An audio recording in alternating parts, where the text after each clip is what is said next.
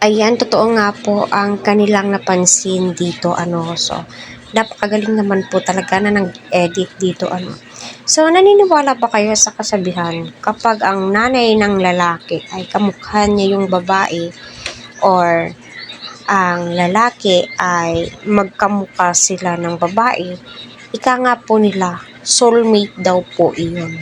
Wala daw po yan sa edad, no? Totoo naman po, yung iba, 20 years yung gap. Yung ibang pa nga is, yung si Vic Soto, di ba?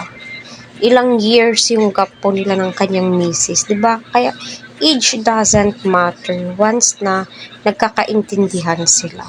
Pansin nyo, si Ate Edna at saka si Fiancé magkahawig din po, no?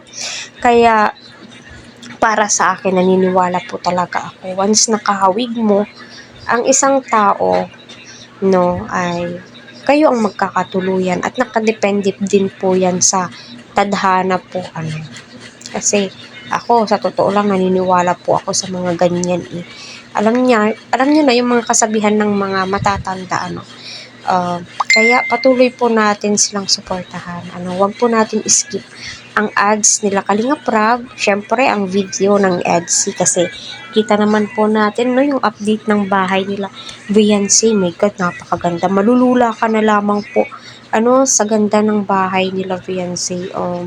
Mapapasana all ka na lamang po talaga sa mga blessings na natatanggap po nila. So, grabe yung nag-edit dito na humahanga ako kung paano nila clean up ito. Yung tingnan nyo, hawig na hawig yung kilay pa lang, noo, yung shape ng mukha dito, So, sa palagay nyo po mga ka-Etsy, magkakatuluyan nga ba si Edu at saka si Beyonce? Comment nyo po dyan. Ako. Mga peta nang ginawa sa'yo. Nilagyan po ang contact lens. Ngayon lang po ako nagpalagay ng ganito. Medyo nahirapan po. Bagay naman Yun na nga Lalo kong lumanda. Ito mo bang tinitingnan mo dyan? Wala po. Dito ka nga. Nahiya nga po ako. Kasi Ha? Huwag kang mahiya. Share lang tayo kung ganito. Mahaba naman to. Kung nahihiya ka, lagyan mo natin. Tapos.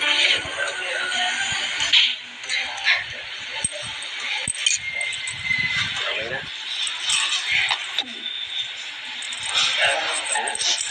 thank you po. Kayo po, kamusta? Nakapahinga na po kayo? Tagal na. Ilang araw na rin Ayun nga po mga ka-Etsy, napakaganda ni Beyonce, my God. Lalo, hindi po ako naniniwala na hindi po na in love itong si Edu kay Beyonce. Kasi tignan nyo naman, ang ganda, no? Okay na ako. Para mo kasing malungkot kayo. Malungkot ako? Hindi Saya nga ako Saya.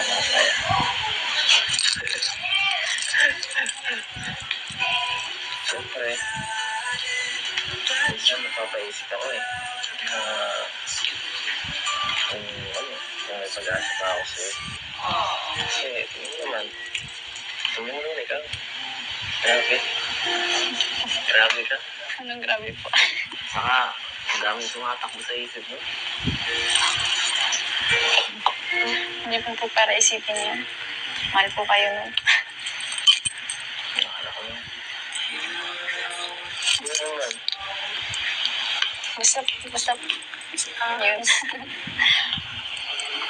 Bili mo naman. Bigyan mo ako ng hint. Sino po yung inisip niyo? Sinisip ko.